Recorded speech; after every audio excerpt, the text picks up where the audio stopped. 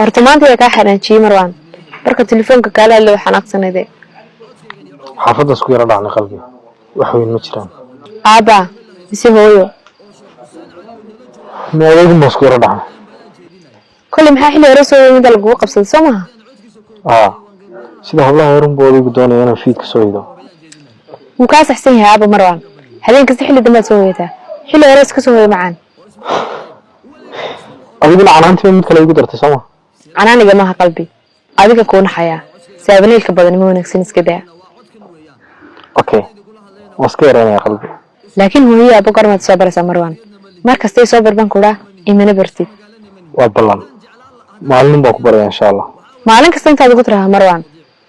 hadda ballan sax ay qabo xilligaasan ku barayay caawina ku soo bar lahaado ee kuwana adiga isku yara dhacsan kulankeena dambe xiga insha Allah ku soo bari doono ma hubtay imika waa haan huba way kulankeena dambe baraysa caawina sawirada wasiid sawirmaadkeen horta wallahi sawirada kama hay xabibti leeyo sawirada naciibin ma galaanba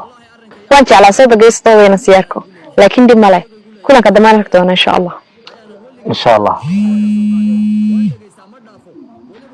ما تكني وحكها قومنا